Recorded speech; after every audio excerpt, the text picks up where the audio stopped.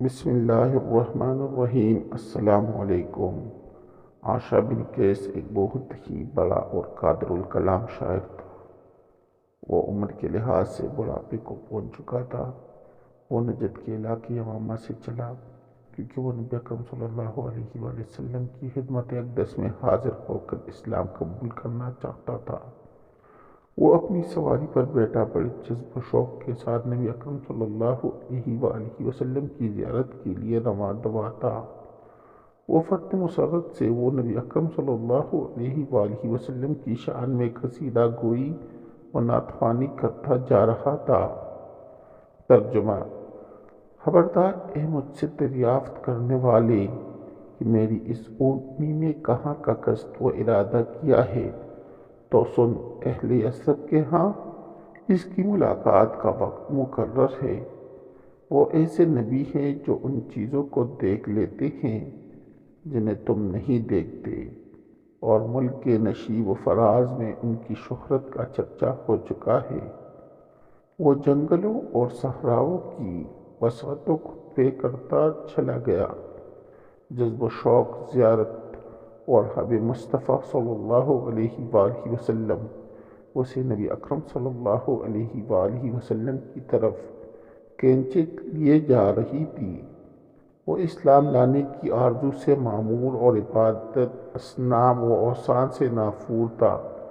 جب وہ مدینہ منورہ کے قریب پہنچا تو بعض مشرکین آڑے آئے اور پوچھا کہ کہاں جا رہے ہو؟ اس نے انہیں بتایا کہ وہ اسلام قبول کرنے کے لیے رسول اکرم صلی اللہ علیہ وآلہ وسلم کی خدمت میں حاضر ہونے کی نیت سے جا رہا ہے۔ تو مشرکین اس بات سے ڈر گئے کہ اگر یہ عظیم شاعر بھی مسلمان ہو گیا تو مسلمانوں کے نبی صلی اللہ علیہ وآلہ وسلم کی قوت میں مزید اضافہ ہو جائے گا۔ پہلے ایک ہی شاعر حضرت حسان بن ثابت رضی اللہ تعالیٰ عنہ نے اپنے شعروں سے ہمارا ناک میں دم کر رکھا ہے، اور اگر عرب کا یہ معروف شاعر بھی مسلمان ہو گیا تو ہماری کیا درگت نہ بنے گی؟ انہوں نے اس سے کہا، اے عاشا، تیرا اور تیرے آباء و اجداد کا دین ہی تمہارے لیے بہتر ہے۔ اس نے صاف جواب دیا اور کہا، نہیں، بلکہ حضرت محمد صلی اللہ علیہ وآلہ وسلم کا دین ہی بہت بہتر اور انتہائی مناسب اور درست ہے۔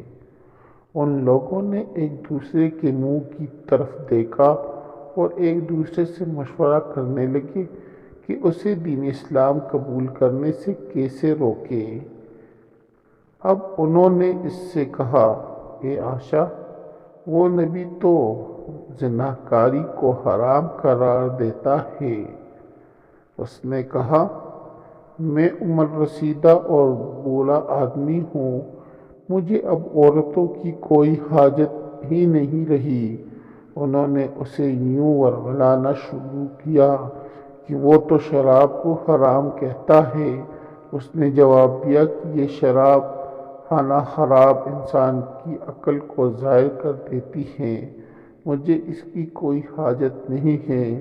جب انہوں نے دیکھ لیا کہ یہ تو اسلام لانے کا پختہ ارادہ کیے بیٹھا ہے، لہٰذا اب انہوں نے ایک دوسری خطرناک چال چلی اور اسے مال کا لالچ دیتے ہوئے کہا کہ اگر تم اسلام قبول نہ کرو اور اپنے آبائی دین کے ساتھ ہی یہیں سے واپس لوٹ جاؤ تو اس کے عوض میں ہم آپ کو 100 اونٹ دیں گے۔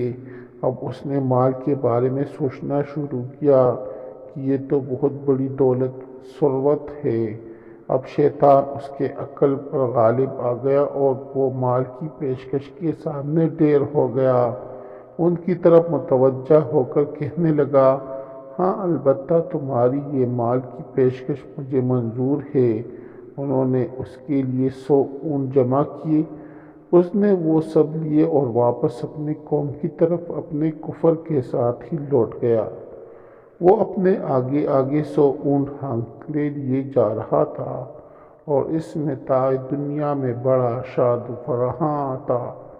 اس کے دماغ میں یہ بات گردش کر رہی تھی کہ اس کے پاس شیروں کی ثروت کے ساتھ ساتھ ہی جاہ و منزلت اور تونگری و دولت مندی بھی جمع ہو گئی تھی، لیکن وہ اس بات کو بھلا بیٹھا کہ اللہ گاٹ لگائے ہوئے ہیں۔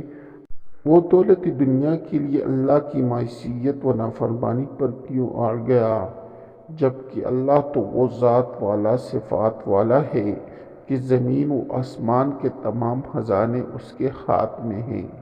وہ اپنے علاقے میں پہنچنے ہی والا تھا کہ اچانک اپنی اونٹنی سے گرا اور اس کی گردن ٹوٹ گئی اور وہ وہیں سسک سسک کر مر گیا۔